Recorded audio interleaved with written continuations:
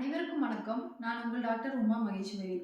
இப்போ நமது மாண்புமிகு பாரத பிரதமர் திரு நரேந்திர மோடிஜி அவர்களுடைய 75வது பிறந்த நாளை நம்ம மிக சிறப்பாக கொண்டாடிட்டு வரோம்.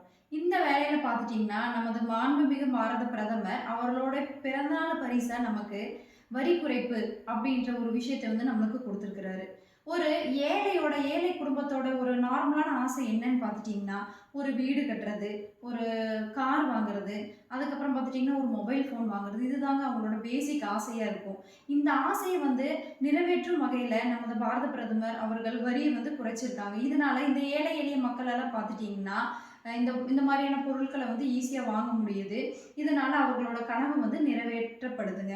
இதுக்கெல்லாம் காரணம் பார்த்துட்டீங்கன்னா, நமது பாரத பிரதமர் திரு நரேந்திர மோடிஜி அவர்கள் தான்.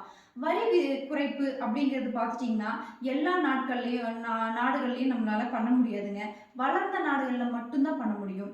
இப்போ நம்ம இந்தியாவுல நம்ம நாட்டுல இந்த வரி குறைப்பு மூலமாக நம்ம மோடிஜி என்ன சொல்லியிருக்கிறாருங்க, நம்ம நாடும் ஒரு வளர்ந்த நாடு அப்படிங்கிறது இவர் நிரூபிச்சிருக்கிறாருங்க. நெக்ஸ்ட் பார்த்துட்டீங்கன்னா, மருத்துவ காப்பீடு இல்லைங்களா? மருத்துவ காப்பீட்டுல பார்த்துட்டோம்னா, மருத்துவ காப்பீட்டோட வரிய குறைச்சிருக்கிறாரு அது பாரத பிரதமர் திரு நரேந்திர மோடிஜி அவர்கள். அதுபோக நெறைய மருந்துகளுக்கான ரேட்டையும் குறைச்சிருக்காங்க இந்த வரி குறைப்புல இருந்துட்டு. அதுக்கப்புறம் பார்த்துட்டீங்கன்னா, 60 வயசுக்கு மேற்பட்டவங்களுக்கு முற்றிலுமாக மருத்துவம் இலவசமாக குடுத்திருக்கிறாரு நம்ம பாரத பிரதமர் திரு நரேந்திர மோடிஜி அவர்கள். இந்த ஜிஎஸ்டி குறைப்பின் மூலம் இன்றைய நவராத்திரி நாள மக்களுக்கான சிவராத்திரி நாளா மாத்திருக்கிறாரு அப்படிங்கிறதுல ஒரு பெண்ணா இருந்து இதை சொல்றதுக்கு நான் ரொம்ப பெருமைப்படுகிறேன். நன்றி, வணக்கம்.